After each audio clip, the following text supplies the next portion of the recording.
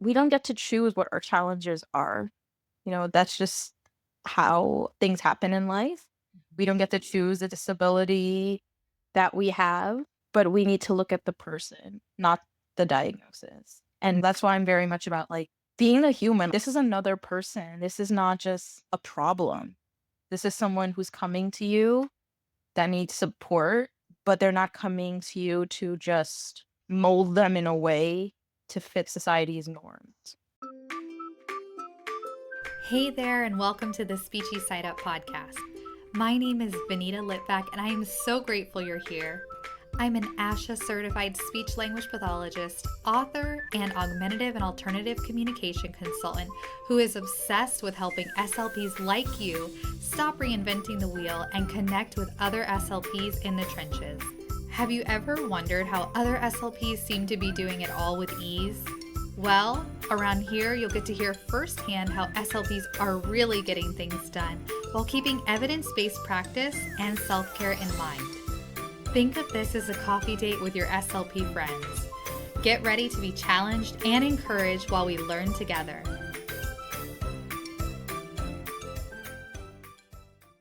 As both a parent and a professional, I've seen behavioral strategies everywhere, whether it's in swimming lessons, sleep training, or classrooms. I believe there's a more effective and compassionate way to support young kids that honors their emotions and encourages real growth. That's why I'm thrilled to share our upcoming event with you called Behavior Connect, Prioritizing Connection First on November 15th, 2024. This event is all about moving beyond traditional behavior strategies to foster authentic connections with children. We've assembled an incredible lineup of speakers, including Carrie Ebert, Rachel from PTSD SLP, Iris from EF Toolkit, Dr. Diamond Rashad, Jackie Jebian Garcia from Create Yourself Co., and more. You can grab your free live ticket now by visiting aboutbehaviorconnect.com or clicking on the link in the show notes. Don't worry if you can't make it live. We will have affordable options to upgrade for replays and CEUs during early access registration starting October 21st, 2024. Get on the list so you don't miss any updates. All right, let's dive into today's episode of the Behavior Connect series. Today, I'm joined by Sophie-Anais Renois, a speech-language pathologist currently in her clinical fellowship year. A professional patient with chronic health issues and hidden disabilities, she is passionate about bringing humanity back into healthcare. Drawing from her own personal experiences receiving good and bad healthcare, Sophie looks at the whole person and their needs, not simply their diagnosis. Sophie is the proud daughter of Haitian immigrants and is first-generation American. She is multilingual, fluent in Haitian Creole and conversational in Spanish. Sophie is from Long Island, New York, where she lives with her family. Sophie, thank you so much for coming on today. Thank you, Vanita, for having me. I am very excited. This is a topic that we definitely need to talk more about in CSD and in healthcare as a whole. Absolutely. So do you feel like that bio covered everything, or is there anything else you want to add before we talk about diversity, inclusion, and disability in our field? Yeah, you covered it. Okay, great. So let's start at the beginning. How can colleges and universities be more inclusive to their disabled students? Oh, this is a big one, and I don't have all the answers. I'm just going to draw from my own experience. First, taking a step back and just looking at what are my students' needs? And are there any things that we can modify? Are there any things that we can adjust to make sure they're accessing their curriculum just like everyone else? If a student with a disability is coming to you with their accommodations, don't question them. And if you have some concerns, rather than going directly to the student, because that can be, at least for me, it was a way of telling me, like, I don't need help Mhm. or I shouldn't have these accommodations. Go to the accessibility center, the disability center. Every college calls it a different thing. Ask for support, ask for an in service. Just like we need training from our colleagues in other disciplines, if we need training on how to meet the needs of a student with disability, go to the office that's there to support them. And we need to realize that disabled students aren't less than. They are able to do everything their able-bodied peers are able to do or their non-disabled peers. They just may need a little more support. And just like we wouldn't tell our students, our patients, our clients that they don't need their accommodations or their therapies, we shouldn't be telling our students in CSD programs that they don't need this or questioning why they have some sort of support. Absolutely. So well said. And I think the next point is the most poignant point of all. So, can you tell us why SLPs and healthcare providers need to focus on less on fixing problems with their patients? And let's go back to the colleges and universities, like less on fixing their students to fit this mold and prioritizing increasing the quality of life, not only with students, but also with our patients as well. Yeah. Although I think a lot of SLPs and CSC professionals like to say we don't subscribe to the medical model, many professionals still do. And it's understandable because it's so ingrained in our culture. So I think a lot of us unconsciously have that bias in our head because we need to see, okay, what is this person and their family's needs? What is going to make them feel most confident, most empowered, and feel like they can function in a society that wasn't designed for them. And that will look different for different people.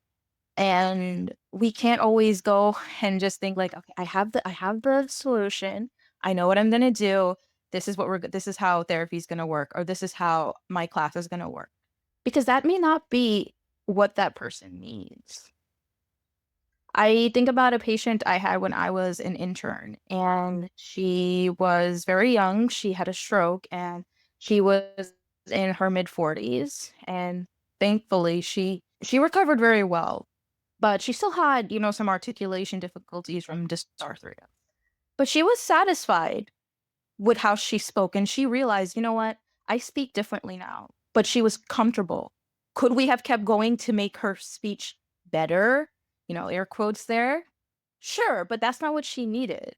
And that wasn't the goal for her life. And although we are the professionals and we know we have knowledge of the treatments, and yes, we do write the goals, but the goals have to go with we have to work together with the patient. And in the terms of, when we're working with a student in our programs, what are their goals? And a goal for one student maybe, I want to have in my internship in a facility and I need to be able to navigate working with fragile patients. How can I be best supported in that area? That may be one example. So I know that was a long-winded answer, but those are some ways we can navigate that. Such a great point. It really is. And I think nothing is going to change until ASHA like changes, maybe even puts that in their ethical guidelines. Mhm. There's this blurry line between parents wanting things for their child and wanting their child to achieve a certain set of skills, but also the client being very functional and happy Mhm. with where they're at. So you have that with your pediatric clients, right? But then, like you mentioned, when you're working with adults, it's like a lot of companies will justify the need for treatment because that means they get to see the client more. And that means Mhm. that they continue to receive money or, and, funding from the insurance to see that client. But we really do need to kind of shift this whole perspective on what does quality of life look like for that client and what is the like no one needs to be in therapy for their entire life. Mhm.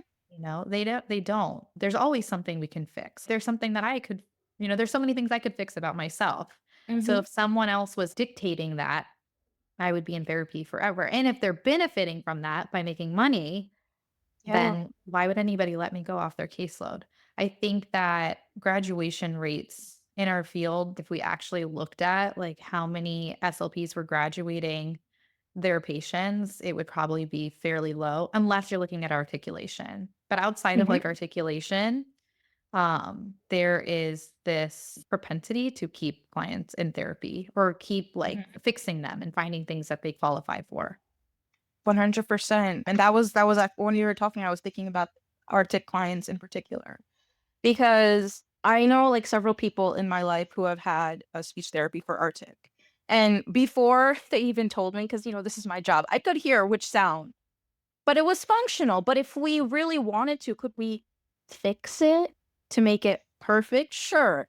But they're still intelligible. Like I noticed this with a lot of like adults who have had been in had Arctic therapy younger. Like it's just the precision, the quality of whatever sound that was their sound that they worked on is slightly different, but it's not wrong, it's not bad. And that comes back to ethics. Like, are we gonna just hold on to someone Mhm. in therapy just so their R or their F is perfect? I don't think that's really appropriate. But it's definitely something that it's not one person that's gonna fix it. It's not just ASHA. We can't just wait just for ASHA to, put out a statement and say, "This is what we're gonna do," to make sure we're much more inclusive of the people we serve and our students. I mean, the history has a lot of issues. I mean, even some people don't like our name, speech-language pathologist. Some people weigh that, and, maybe we should be like some of our colleagues in the UK and call ourselves speech-language therapists. Mhm. We need to really it really comes down to looking at the whole person, Mhm. and seeing them not for something that they're struggling with or a challenge they have, but seeing their strengths first. And I think that's what we're starting to move with our patients and our clients and our students, trying to see their strengths first and then working on areas of improvement. Yeah, I like that. You're right. The name it's in and of itself indicates that we're fixing a pathology. And I think like we could take a page from stuttering evaluations and Mhm. therapy where they look at how the stuttering is impacting the client's confidence. And that's part of the evaluation. And we kind of like we'll do it with speech generating device reports. We look at how it's affecting the client overall. But I remember when I was doing regular receptive and expressive language evaluations for insurance, we looked at the overall impact, but it wasn't really taking the client's input into consideration. It was looking at a formal standardized test, taking those measures, and then saying how that would impact the client's quality of life versus getting that impact from the client. And I know that's not always easy, especially with pediatric clients, but I think we can do a better job of trying to gauge it from the client's Mhm. perspective. Mhm. And even in our report writing, Mhm. sometimes there's a way to write the challenges the person's experiencing without sounding negative. Right. And I have read reports. I was recently in a school, and the SLP before me, I could tell from her reports who she liked, who she didn't like, who she really had challenges with from the way she wrote the reports. And there's a way to do it. Recently on Instagram, someone was writing about, autism and how we can describe their needs without tearing someone down, because, we don't get to choose what our challenges are. That's just how things happen in life. We don't get to choose the disability that we have, but we need to look at the person, not the diagnosis. And that's why I'm very much about like being a human. This is another person. This is not just a problem. This is someone who's coming to you that needs support, but they're not coming to you to just mold them in a way to fit society's norms. Yeah. I think one way to fix that would be to have some type of evaluation that solely based the need for therapy, like a huge portion of it, on the client's perspective and how it's impacting their quality of life versus they're missing these skills that Yeah. are like compared to their same age peers, Yeah. right?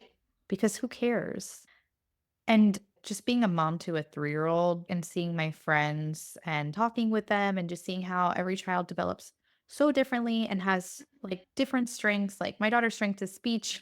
I don't know where she got that Yeah. from. A lot of my friends, their children are so active and their strengths are motor based and they're climbing up Mhm. trees and like my daughter won't even climb up a ladder. Like I think if we could have evaluations that outline the strengths of the child, we're not even looking at the pathology. Like we're just looking Yeah. at what are their strengths and what do they want help with? Or like, why are they struggling day to day? And that's it.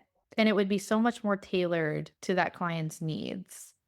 I know a lot of us want an outline. Oh, I remember in my CF year, we would do the standardized evaluation, see what skills were lacking, write the goals for that, and then we would just keep writing goals based off the standardized test and what was Mhm. missing. And basically, we're teaching to the test in that therapy setting.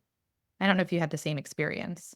I mean, my program was big on non-standardized assessments, so I That's didn't really do much. I mean, there's pros and cons with that, but the challenge is, again, like, when you're picking up a case from someone before you, the goals are there, and I was working in EI for several months, and there were some goals I did not even target because you know why? They were not neurodiversity affirming. Like, Mhm. I am not gonna force an autistic child to make eye contact.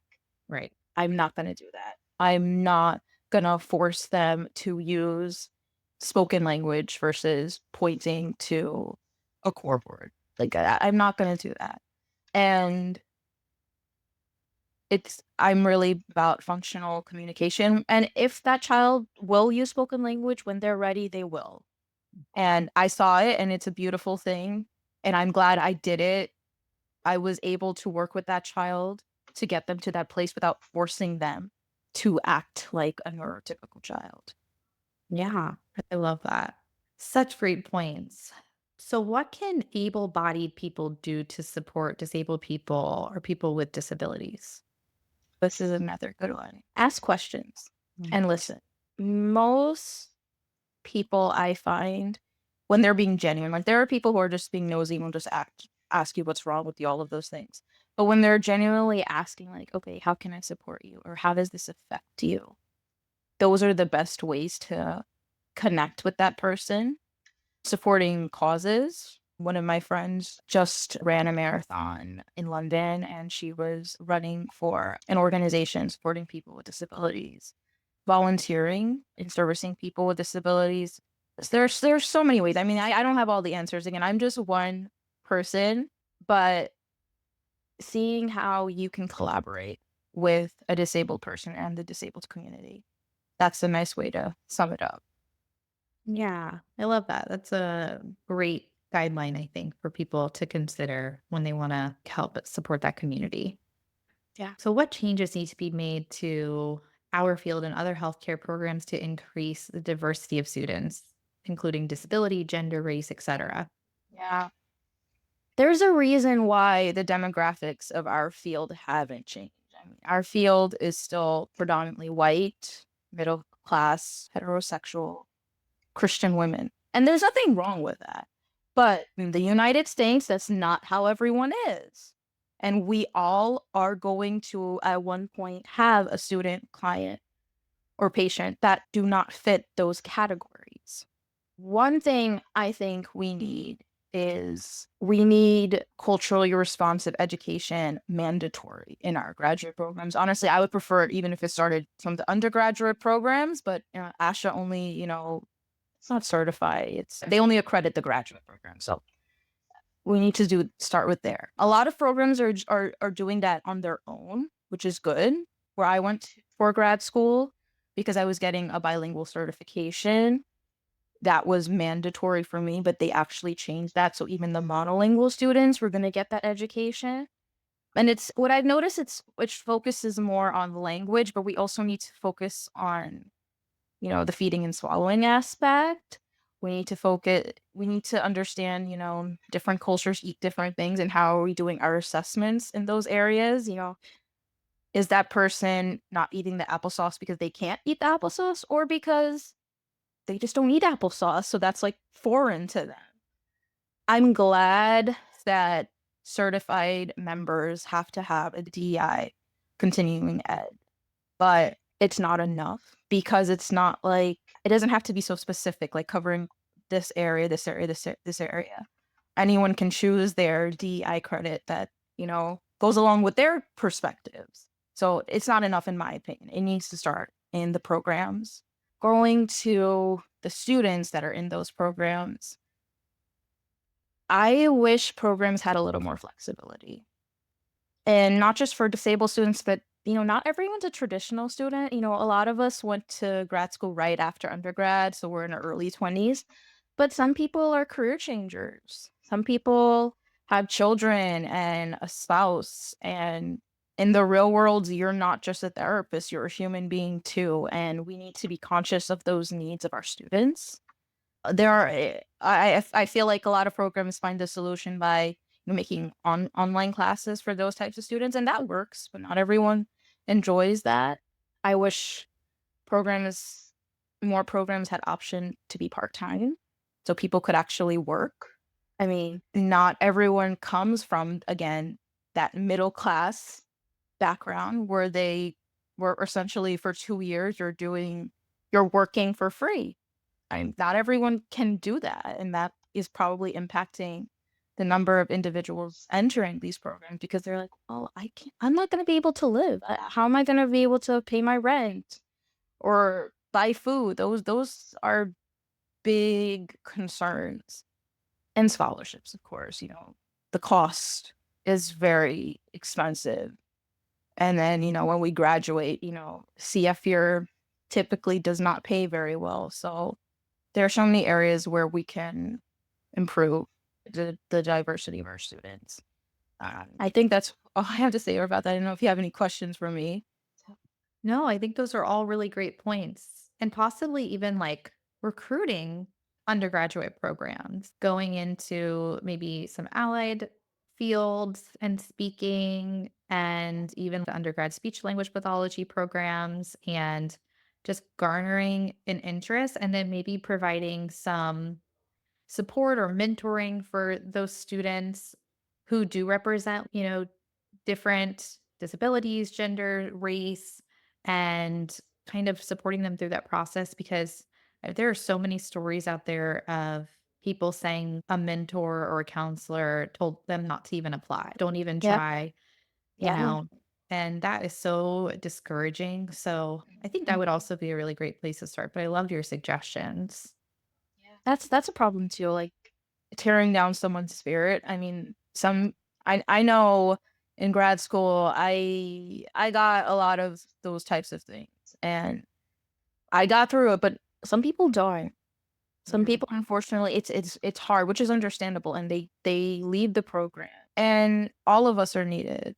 All of us from the different backgrounds are needed because that's what the world needs. They need different therapists. Just like, you want a doctor that may be of the same gender or the same racial or ethnic background as you. That's needed here with us as well. Another thing, I think we need more slippas. I slippas don't exist in every state. I know for a lot of people that is like a stepping stone for them so they can at least work for a little bit after their bachelor's while they're in school or before so they can save up. That's something I think that's needed more. Um, 100%. I totally agree with you. That should be allowed in every state. That would relieve the workload mhm. so much off of Yeah, SLPs. It would create more jobs. And like you said, they'd be lower able the to caseloads. lower the caseloads. They'd be able to work while they're going to school. My school had a program where if you were a SLPA, you could attend school. It would just take a little bit longer, like grad school, it would take Yeah, a little bit longer, but you could at least work while you're going to school. And yeah, they have real world experience. Like, why wouldn't you want yeah. grad school programs? Like, they're already showing that they like the field and they're interested and they want to stay. I feel like that should almost be a requirement, honestly. Mhm. Yeah, I completely agree. That's another really great suggestion. Sophie, I can't believe you are just a CF. You are wise beyond words. And I've shared so many wonderful tips here. I can't wait to see what you do in our field. I know it's going to be amazing. Where can everybody find and connect with you if they want to learn more? Sure. So on LinkedIn or Lyric my name, Sophie-Anais Renois, so Sophie hyphen Anais, last name Renois. And on Instagram, Renois1. My IG is private, but if you send me a message on LinkedIn or Lyric I'll accept if you give me a heads up. Amazing. Thank you so much, Sophie. This was amazing. Yeah, it was my pleasure. Thank you so much for having me. Thank you so much for listening. By the way, have you joined the SSU crew yet? By joining, you get access to the free good section on our website, plus podcast updates, special event notifications, and therapy inspiration. You can sign up at bit.ly/join SSU crew, all lowercase, or just find the link in this episode description. Also, don't forget to take a screenshot of this episode so that you can always refer back to it and share it on social media if you really love the topic. Take care and remember to always fill your speechy side cup first before you can pour into others.